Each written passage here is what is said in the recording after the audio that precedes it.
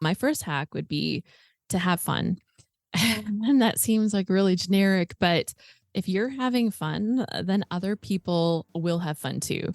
And so I think about this within my community, make sure that I'm enjoying what we do. As soon as I'm not really enjoying the types of classes that we're doing or the types of events that I'm hosting, Mhm. then it's time to find something that's going to be a better fit. So have fun. Thank you for tuning in to Hacks and Hobbies with your host, Junaid. We're visited by our amazing guests coming from all walks of life. We want to learn their story, their struggles, and their journey on how they got to where they are today. So stick around.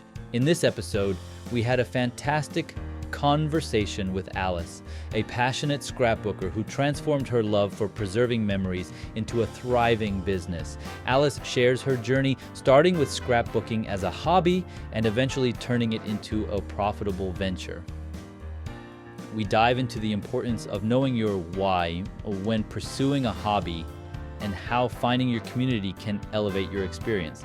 Discover how Alice transitioned from being a community member to leading the scrapbooking community she loves. Tune in for inspiration on turning your passion into profit and the power of sharing your unique story. Alice, thanks for taking the time to come on to the podcast. Thank you for inviting me. I'm excited to chat with you today. It's weird. We've known each other for almost 3 years, right? Yep. And my podcast is called Hacks and Hobbies. And what you do is actually one of the hobbies that a lot of people do. I know. I'm like, it's funny that it's taken us this long, but maybe that just means that we waited until the right time. Yeah, you're absolutely right. Your podcast is Scrap Happy, and your business is also Scrap Happy because you love scrapbooking, and the level of engagement you brought in your community is really powerful. And you're the perfect example of passion to profit stories that we talk about here on the podcast. And going after what you really want. So I think that is one of the things that is a funny part of my story of how I got into what I'm doing now. So let's dial back, press the rewind button, and go back into the past and tell us a little bit about how you got introduced or how you even got into scrapbooking. Was that something that you absolutely wanted to do, or was there a previous Alice that we have not met yet? Probably there's a few of them, but I started scrapbooking very commonly. This is what happens. You have Mhm. kids and you start scrapbooking because you realize that, oh my gosh, my kid is the cutest child in Mhm. the whole world. I have to do something with all of these photos. Yeah. And so that's where I started. And that is 24 years ago, believe it or not. And Amazing. I dove in headfirst, and it seemed like there was always something really cool to learn about scrapbooking. I never felt like I was doing a very good job of it, Mhm. but eventually along the way, I just kept trying new things and trying new things and trying new things. And I'll tell you, 24 years into scrapbooking, and there are so many new things that I am always still excited about scrapbooking. So Mhm. obviously, I found the right thing for me, and that was really good. But it took a while before it became a business adventure. Mhm. Yeah, I think So, you probably scrapbook more from the creator side than actually running the business side because you got to have those reps in all the nuances of scrapbook, all the things that people should be avoiding. And that's how it makes really perfect sense for you to be running a business in that space. And as we were in the green room, you were like, you've done a bazillion of these podcasts. How are you always changing? There's always a better way around it. yeah, and I think that that experience that you put in to learn the skills when you turn into an entrepreneur, Mhm. you are ahead of the game, right? Your stuff. And I think sometimes people are not sure of what they know. Do I have the skills to sell this to somebody else or Yeah. help somebody? And I think if you've done that work and you've put in that time, I've put in the time, I've done the hours, I know the skills inside out and backwards when it Yeah. comes to scrapbooking. and I can help you take some beautiful photos of your little child and turn them into gorgeous scrapbook pages that document your story and your memories. And so, having done that work, when I jumped into it, I was ready to share my skills. And I think that is such a good place to start from when you have a skill and you're going to share it with people. That's so powerful and inspirational because the things that we are doing with our kids, drawings and things that they bring back from school, they go directly into the trash. But they don't go to the trash directly. They'll wait around in probably the Right. library on the desk. Oh, this is something he did last year. Okay, in the trash it goes because it's it's done. It's his time. And that's crazy because you want to think about how can I repurpose it, or you got to have the time to even think about that. I'll just give you a free pass on this. You can't save everything. So it is impossible to save everything. So don't even try. I Okay, think good. your job as a parent and my job as a scrapbooker is to curate a story. And you're showing new skills and you're showing growth and you're showing experience. And I think that is what we do. We can't save every little piece of paper our child draws a scribble on, and it's okay not to. So if you save a handful of them from their childhood where they can look back and say, "Oh my gosh, I used to write my A's backwards," or something. I think that gives you perspective of growth and that little child in there. And I think that's a really fair thing. So just so you know, you're off the hook. You don't have to save it all. Yes, perfect. But now what's really interesting that there are companies that are creating products where you can literally save every single of those things. So it's almost like a shadow box that you open in the front and you can Right. replace what one shows up and then you can close the door. And then you need probably need a lot of shadow boxes to I be able know, and it comes and I think that it's the same thing with scrapbooking. One of the Mm, things that we talk about is the curation of your memories because we live in a digital age. Taking a photo is so easy. You hold up your phone, you take a photo. Like it's such an easy thing to do that it's too much. And so it really comes down to finding out what's important to you, and I think that's always a place where I like to start when people come to the world of scrapbooking. It's why do you want to scrapbook?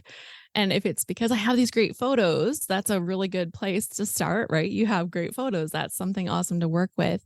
But it's finding the stories that matter to people and doing something with them that really inspires me because when you're sharing your story, then that's, I think, for me, that's what makes it worth my time to put into it is when I bring that story, the cute photo, all the fun products and techniques that you can do, and you bring that together. And then to me, that's what makes scrapbooking really worthwhile.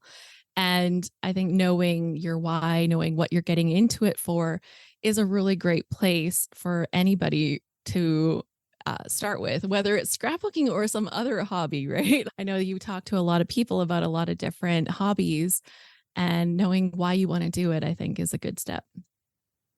man, that's such a powerful thing to say. Why you want to do is a good step. And that's literally the mantra of, hey, why do you want to start this business? Why do you want to sell this thing?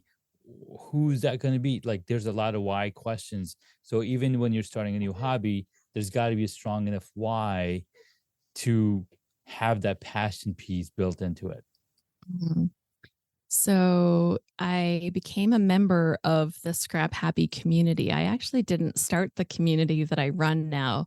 I became a member because there was a challenge that they put out into the world called Load. It's a layout a day where you make a scrapbook page every day for a month. They give you inspiration, they give you a prompt to get you started. And I was like, wow, that was amazing. I should sign up for this. I can't scrapbook a page every single day. That's not possible. Like I really thought that wasn't even possible. But sure enough, through the encouragement of having other people sharing pages, getting to see their pages, having people comment on my pages, through the having deadlines every day, that a kind of accountability was super good for me. And just that daily prompt of here's a story you might want to tell. Maybe you want to try this technique.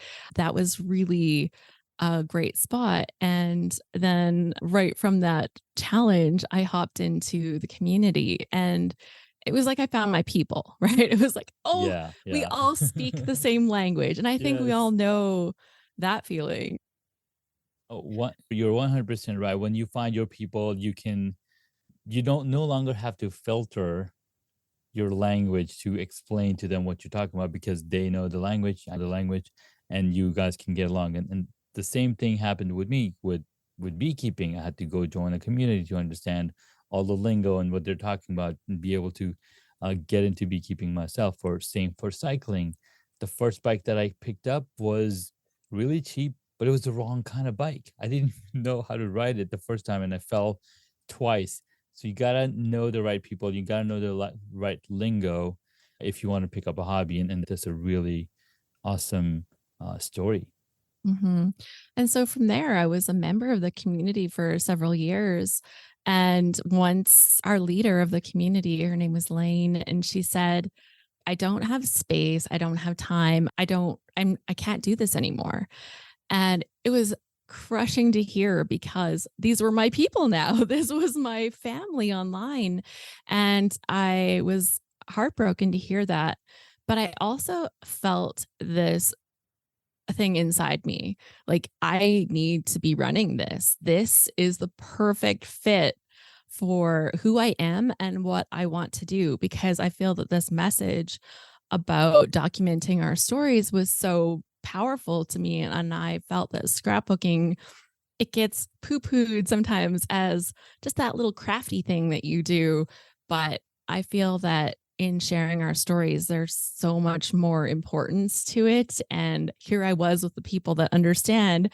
And now this was going to just end. Like that wasn't okay. And Yeah. so being myself in the way that I am, I reached out to Lane and I said, here's 20 reasons that I'm the right person to Hmm. go forward with this community. And some of them were really like funny and cute, and some of them were serious logistics. Like I was starting a little bit of online entrepreneurship at that time, trying to teach some scrapbooking classes. And so I knew the basics of what I Hmm. would need to know, and I know that I could learn the rest. And Yeah. so I made my pitch and she made it work. She totally made it work so that I could step right into this community. And Amazing. that was in 2016. And Wow. I I haven't looked back at all with any kind of regret for making that move. Like it was that one bold step and now I Hmm. get to do the thing that I love all the Yeah. time and hang out with the people that totally get what I do and that's amazing. Man, that is so beautiful. Having joined the community, seeing how it works, seeing how it flows, I think that's really important. And we're both part of a very powerful community as well with Pat Flynn's SPI Pro community. And that's how we got to meet. And I think he attracts people who have similar mindset. And obviously, we clicked and we've been in mastermind together for a while. And when you find your people, it's so much easier to say, hey, I can take over. I'd be Right. happy to take over. But then sometimes it doesn't work out, which is totally okay. It's probably a stepping stone that you had to go through because we have seen some people leave PI Pro because Yeah. either they couldn't make it work or it didn't work for them. I know when I first started, I tried to do things just the way that Lane did things because that's what I had experience with. And I quickly discovered that I can do things in my own way, and that's okay. She used to do a little session that she would do live, and she would scrapbook live, and she would spin a little spinner, and it would select different things for her to put on her page.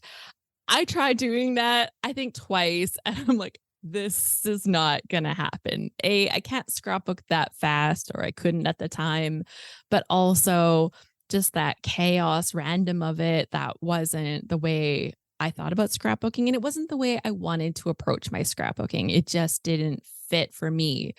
And so I slowly learned that it was okay to transition and try new things. And I've tried lots of different new things within the membership. And sometimes it's okay, we're going to try this for a while. And it was awesome until it wasn't. And then we said, okay, we're going to ditch that and we'll move on to something else. And I think that being flexible with my idea of what it was that I present and what it is I bring, because I know why I'm doing it, the details can be a little bit more relaxed, right? We have different kinds of live events that we host every month. They're Yeah. different than they used to be. And Mhm. when I see a new idea and I get a new opportunity, I can roll with that. I had the Yeah. opportunity to host some big live events a couple years Mhm. ago during pandemic. They were amazing, like Mhm. so amazing. And one thing that came out of that was one of the instructors I worked with, she ended up coming on board with me, Yeah. and now she helps and makes a class for my community every single month. And for me, that was just amazing because it took one thing off of my plate. I'm Mhm. also bringing a different perspective so that other people, like, you get different people that bring different ideas to the table, and new ideas just means that you're going to find different people to connect with, and something will click when you get a different teacher sometimes. Yeah. So it was a perfect way to lighten my load a little bit while also helping support the business that she was building. Yeah. And oh my goodness, like what a perfect fit for what we're doing now. I think I think what you said there was is really powerful, especially because when you find your people, and she probably had the same kind of commitment that you had when you joined. Okay, I can come and help, and I can be a support person, I can be the right hand person. And who knows, maybe there are some other people that would love to take responsibility, because that's something that you that is innate to human beings, is that if we are trusted to do something, we're going to go above and beyond to impress the people that entrusted us, right? Yeah. And that's why when students are given a challenge, they try their best to do the best job they can, because not only are they graded, but then they're also getting a good feeling, hey, I did a good job, kind of thing. Mhm. Yeah, I think that anytime that we can bring people into the fold a little bit more so that they have more interaction and that they really feel that it's like their community, especially since I'm coming from the place of being a community leader. That's Yeah. the number one thing that I do. I host the Scrap Happy membership community. And then in addition to that, we've hosted some of these big events, the Scrap Smarter experience, where we learn new skills by bringing teachers and a guest speaker together. Mm. And then, yeah, I've hosted some different classes online as well. I started the Scrap Happier podcast because I just felt like we needed to get more into the head of scrapbooking and dive into the Mm. details. And I can do YouTube videos, and I have, but I think getting that chance to talk to it and think about it in your head, there's not a lot of people that dive into the mindset behind scrapbooking or Mm. other hobbies like that. And for me, that's where I've made some of my biggest growth, is through looking at the mindset that you bring to the table when you sit down to do your craft and do your hobby. And Yeah. so that's one of the areas I've leaned more into. No, you're so right, because when you are focused on in building on a hobby, you're literally developing your mindset. You're literally growing and getting better at not just the craft, but also how patient you have to be as a person. And if you look Mhm. at entrepreneurship and you look at all the different things, even parenting requires a lot of patience. Just because your parent doesn't mean everything. Because Yeah. guess what? Different times require different types of tactics and different types of interaction with um, the situation you might be dealing with. So I have two kudos to you. boys. Yeah. They're 24 and 22, almost 23. Yeah. And it's amazing how different they are and the different skills I had to bring to the table when it came to Mhm. parenting them. Yeah. They did not need the same thing. We had a big discussion about what's fair and what's equal the one time because my one son saw me doing something a lot with the other. And he Mhm. says, "That's not fair. You're doing all this for him, not for me." Mm. And whatever. And I said, "Do you want it to be fair or do you want it to be equal? Because if you want it to be equal, we can have you come and do exactly what he does too. Mhm. Or Mhm. do you want it to be fair where I can look at your needs and I can look at his needs, and those are completely different. Yeah. And you can do your trip to Japan and he can go and do his competitive swimming, right? Mhm. There's different things that Yeah. you both want in this world. And my job as a parent is to figure out how can we do this in a way that's Mhm. fair to everybody here? Yeah. And that was a really good discussion. And I think that understanding that difference between equality and fairness is a super important thing for them to learn. But I look at it with my membership too, right? Mhm. What is fair for my members? I host live events. I can record them and share them. Obviously, some people, we have members across the entire world. There's people across North America. That's where our largest number of members are. But I have Mhm. people that are in our community in Australia and New Zealand and in Europe. And so as you're looking across the world at the different people that are coming, I host some of my events at different times of day so that Yeah. people have an opportunity to come and be there live, which is always so much more fun when you can interact with people. Yeah. And Yeah. all of those times are times that people in North America can be there because that's where the most of my people are. The But I majority, yeah. do try to bring some fairness to the board so that people that are over in Europe or over on the other side, like they can come to something. And that's we do the best that we can in parenting, in business, and in Mm. life. No, you're so right because being equal and being fair, that's a really good one. If I think about I have 4 kids, right? So I've got double the amount of people to work with or be fair with as Yeah. opposed to and sometimes one kid wants to spend more time on one specific thing whereas the other kid wants to spend more time on maybe editing and recording more video or spending more time in this and that. So it's absolutely right to come to that decision on Mhm. what is fair and what is equal. Man, we've had some really awesome conversations, a ton of inspiration from what shaped your path, the motivations that enabled you to jump into this scrapbooking community and become somebody who runs it now. Mhm. Yeah, and now that I've been doing this for a while, I feel like I have found my groove, and it makes it like when you have a bit of a you got your groove on a little bit, it makes it a little less scary to try the new things, Mhm. right? I'm not stepping away from this, but I can Right. test out this other thing over here and see if that works. And I think finding that path that's okay, I'm on this road. It's like a little bumpy sometimes, but I at least I know where I'm headed. And then I can bring on these other projects and that excites me, right? It's exciting to try these new things. Like in 2020, we all know that that was a crazy year. That was when I hosted that first Scrap Smarter experience. And because I was in an online space, Right. I understood the ropes. I had been using Zoom for ages by then. I wasn't new to it like everybody Yeah. else. Yeah. And so when I put together this workshop and I brought 10 teachers and a guest speaker together. They Yeah. all had classes that were pre-recorded that we watched live and then the teachers got to answer questions. That was one of the first things that was like that in our scrapbooking industry. And since then, everybody's like, oh yeah, this online thing, this is pretty Hmm. good. And so I Uh-huh. did a few of them and I stepped back for a little while so that I would have a little bit of a break. And because Yeah.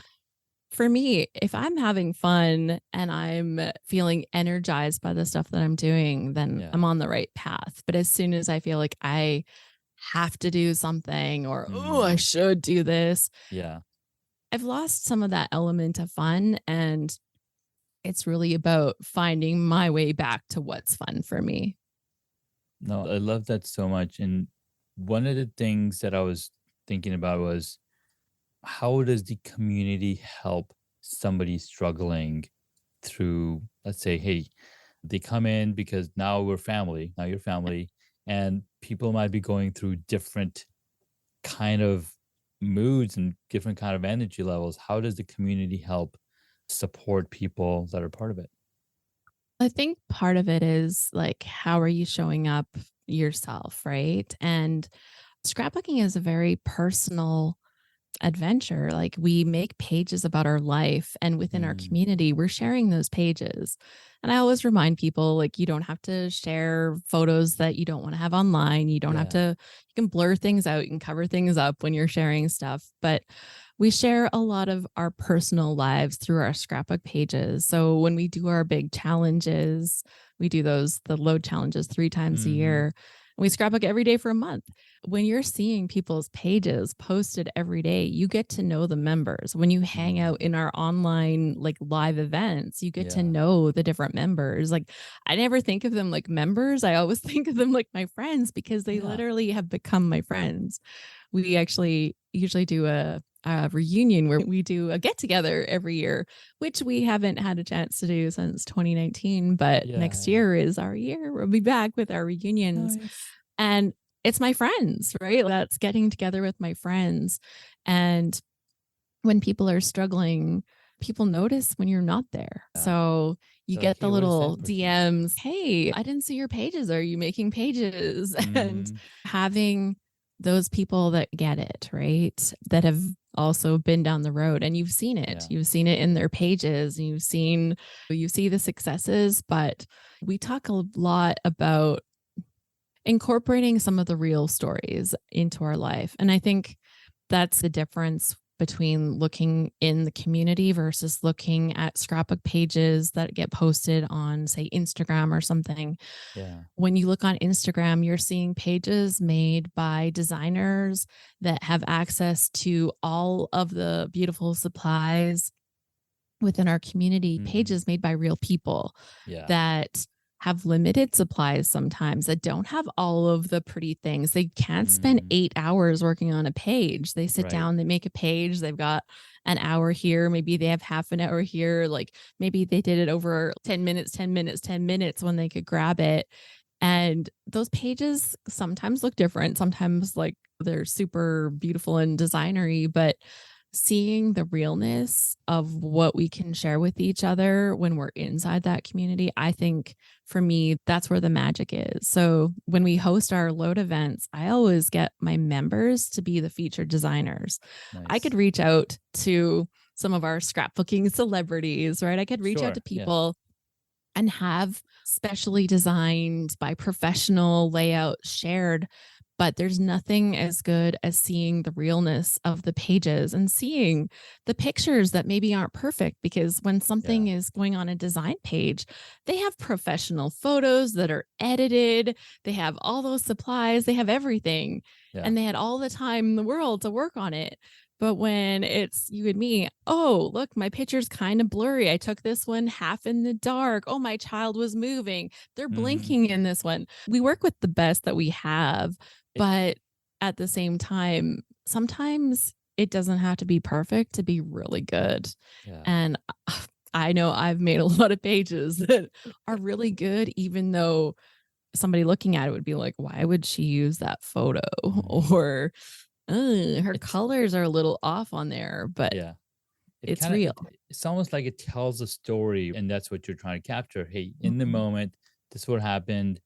So much so that there's actually a site called Chatbooks, and I think you probably mentioned it to me, where it'll literally take photos from your album from that month and create a photo Yeah, album that you can print and send it from your out. social media. Yeah, I think that's a brilliant idea because how many people don't have time to sit down and do Hmm. that? Maybe they are doing the social media, they're sharing it with their family, with their friends, Yeah. and they can turn that into a book. I think that's fun. I think that when people look at scrapbooking, they need to look at it's not just scissors and like awesome double-sided adhesive, right? Like it is so much more. There are so many ways that we Yeah. bring our stories and our photos together. Like I look at the photo books that you make. Photo books are Hmm. fantastic. Yeah.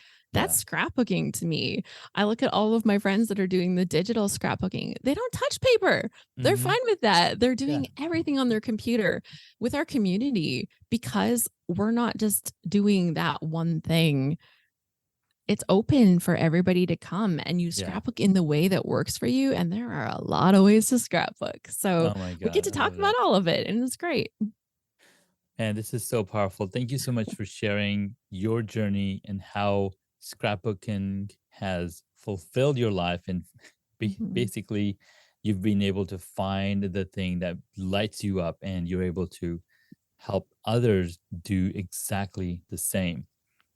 We're going to Mhm. take a quick breather. And when we get back, we're going to have three nuggets that you're going to share, three hacks you're going to share with our audience that they can implement. And if they want to do scrapbooking or if they want to do with their community, because you are running a community for almost is that 9 years now, almost going on 10, right? Almost going on 10 years. Wait, I got my numbers wrong. But Since 2016. So let 2016, people do the exactly. math. Yeah, they can do the math. We're not good at math. We're good at drawing pictures and whatnot. So we'll be right back with three hacks to share with you guys. Finding the right guest or podcast can feel like searching for a needle in a haystack, unless you bring a magnet. And thanks to Podmatch, a service that automatically attracts your ideal interview guests to your podcast. I've enjoyed using Podmatch for hacks and hobbies and interviewed over 100 fantastic guests from this platform alone. Head on over to hacksandhobbies.com/Podmatch to save time and find your perfect match. Check out Podmatch today. Again, go to hacksandhobbies.com/Podmatch or tap on the link in the show notes. Hey guys, welcome back. We've been speaking with Alice Boll here from Scrap Happy. She has her own podcast, Scrap Happy Podcast, and she runs an amazing community of scrapbookers where you bring your creativity to the paper. Is that good? Yeah. No, it's totally true. That's exactly how it works. You bring your creativity and you get to share your life stories. So it's a perfect mash between that memorabilia, those memories, the life story, and documenting it and getting to have a Mm, lot of fun while you do it. So that's I awesome. love that. I love that. All right, so let's jump into the three hacks that you have for us to share.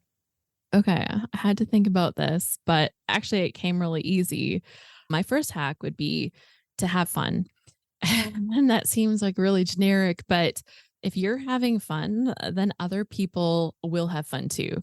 And so I think about this within my community, make sure that I'm enjoying what we do. As soon as I'm not really enjoying the types of classes that we're doing or the types of events that I'm hosting, Hmm. then it's time to find something that's going to be a better fit. So have fun. The second one would be to don't try to do too much. Sometimes, as a business owner, we think we need to do all of the things in order to give people a better experience.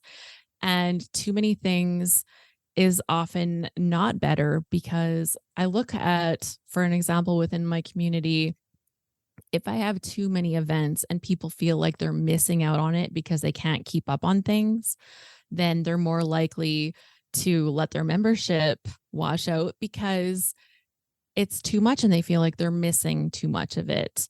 So, more is not always better. So, really think Yeah. about the kind of experience that people are having. You want to give them enough so that they learn what they need to do and that they're engaged when they need to engage, but not so much stuff that when life has other distractions, as we know happen, Hmm. then they don't feel like oh, I can't even keep up on this. It's just too much and I can't even do this. So more is not better. So don't do too much. Love it. And for the third one, I would say get help because whether it is technology or writing or editing or whatever it is that you're doing that you don't like doing, I guarantee there's going to be something in your business that you're just like dreading doing. That's the perfect place to see if you can get help. Now, this is a lesson I'm still working on. So it's not one that I know perfectly, but I also think that getting help can sometimes mean taking courses to brush up on some skills. You can learn some things on your own. So Yeah. there's a lot of different ways to look at the whole idea of getting help. But my life got a lot better when I got help from my son in the tech department. Hmm. I will tell you, my writing got better when I got help from my AI. Like, Oh, so yes. there's a lot of different ways to bring help into your entrepreneurial journey. And I think that the sooner we accept that Mhm. a little help can go a long way, that it makes it a better experience. So we can go back Yeah. to number one and have fun. Right. Have fun. All right, sweet. I love those advices and those hacks. Quick question before we jump into the fast action questions. How do you envision the future of entrepreneurial ventures within the creative and artistic domains like yours? So I think that when you are getting into some kind of crafty or artistic business, you want to have some kind of cred to your name, Mm, whether it's through the time that you've put into it or the education that you have put into learning it. What you yeah. don't have to have done it. Like you don't have to be the best person at doing the art in order to help other people with their art and with their pursuit of that Yeah. passion. Yeah. But I think having the knowledge about it is really important. I've coached swimming and my coaching as a coach of the swim club got a lot better the year that I decided I should try to compete at this. So learning the skills and really knowing it and understanding it helps a lot. I also say embrace the technology. If you don't like recording videos and showcasing stuff, like have a plan for how you're going to reach people because Hmm. if you're not willing to record videos and post something on like Instagram Reels or TikTok or something like Yeah. that, especially in a creative industry, you're going to struggle with what to Hmm. post. So have a plan for that. It doesn't have to be stuff that you create yourself. Maybe it's member led. You do like Mm, posts that feature the cool things your members make or something of that sort. But I think having a plan for how you're going to attack some social media and knowing that social media and media in general is a really important part of your business when you are in a creative craft and your stuff has to yeah. look pretty. So figure it out sooner rather than later. I love it. Thank you so much. That goes out to those aspiring entrepreneurs also who are looking to convert their artistic passion into a Mhm. viable business because the more you post, the more pretty you can make it look, the more likes and the more I think money. Does it translate to money? It I'm not sure. does. Like when you bring people into your fold, they find you through that stuff and they're like, oh, she does really cool things or he does Mm, really cool things. And then that's where it follows. Like yeah. it can be a slow process through that turnover, depending on what you're doing. But yeah, I think you just have to know that putting pretty stuff in front of people is a really important part of an artistic business. Amen. Amen. All right, let's jump into the rapid fire questions.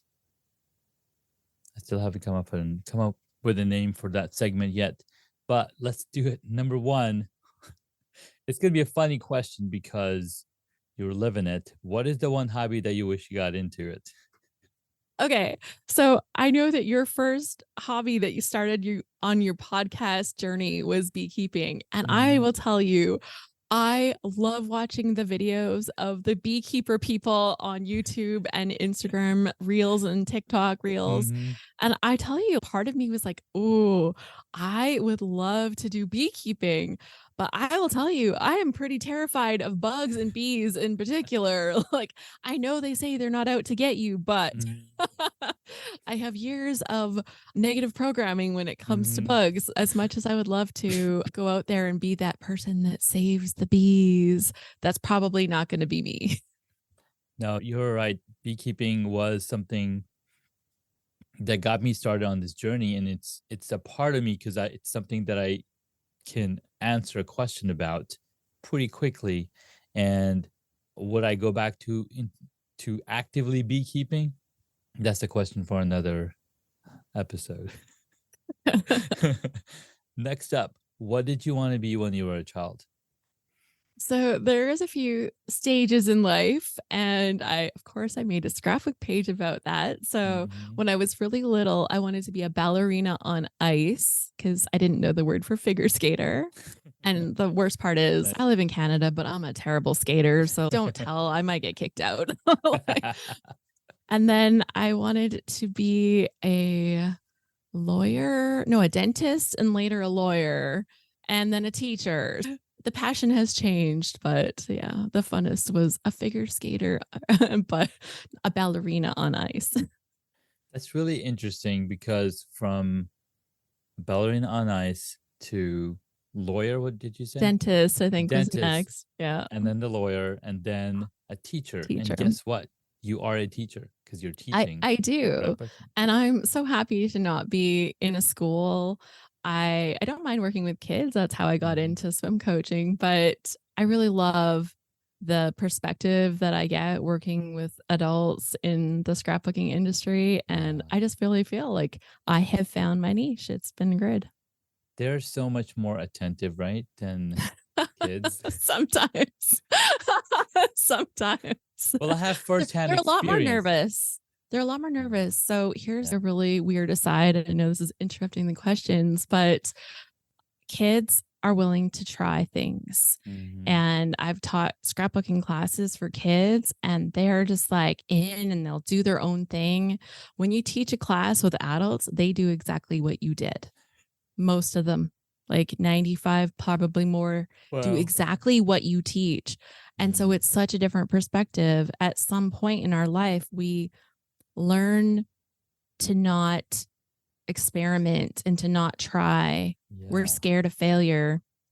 And I think that one of the greatest things that I get to push people to do is to try Mhm. new things and to be okay with failing at it. Yeah. Sometimes we try something, we can have fun trying, but we might be really bad at it.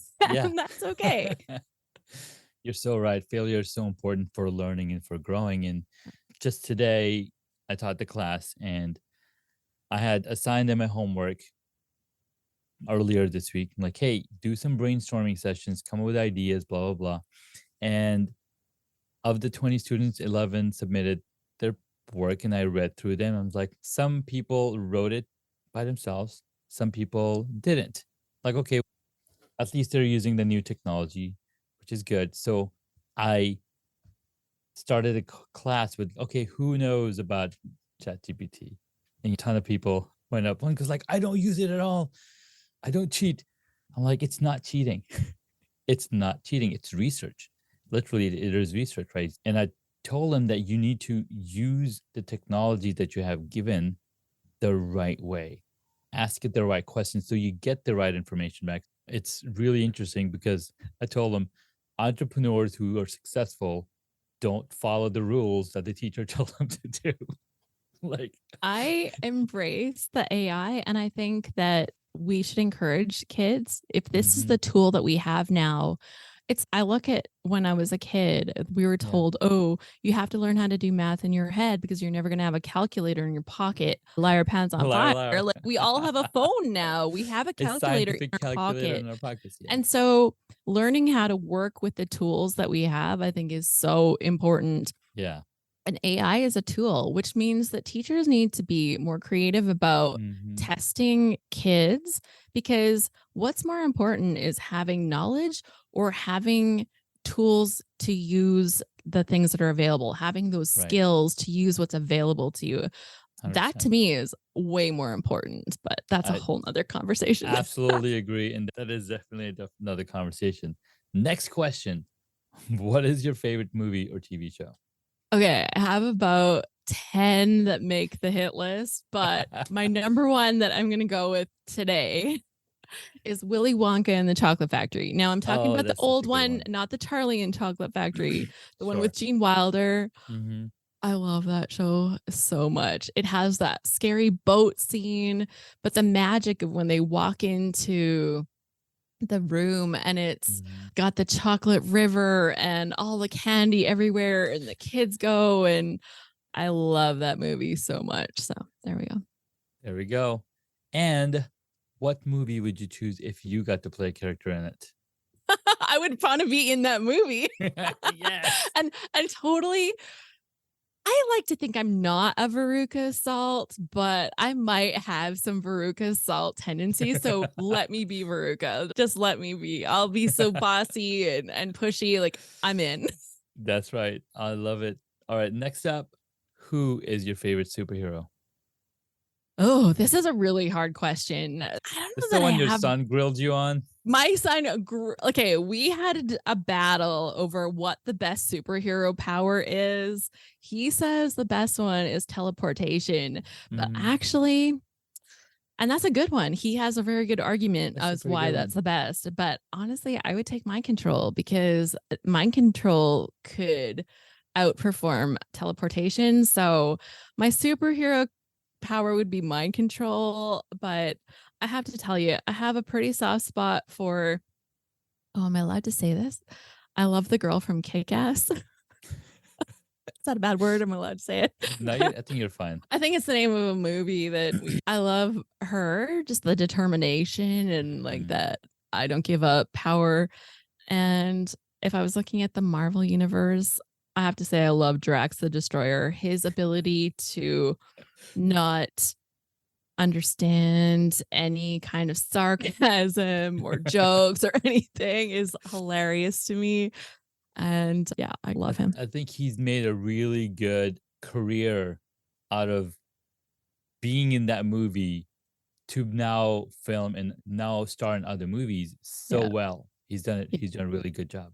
Man, like that, just the way he played that character, it's so literal and Yeah. oh, I just love it. I just love it so much. He is so good. All right, last question. If you were a board game, what would it be?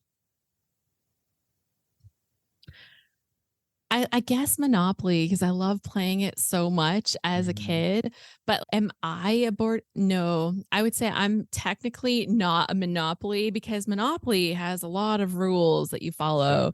I Mhm. would have to be something that is a lot more scattered than that. So I'm probably Calvin Ball. Now I have a little backstory to that too. But Calvin Ball is the game that Calvin and Hobbes play together Mhm. anytime they're doing sports, and we actually have a scrapbooking version of it. So definitely I'm Calvin Ball. They make up their own rules. They don't play it the same way twice. And I'd say that's how I live my life. I make up the rules as I go and I Nice. don't play it the same way twice. So I'm Calvin Ball. I love it. I love it.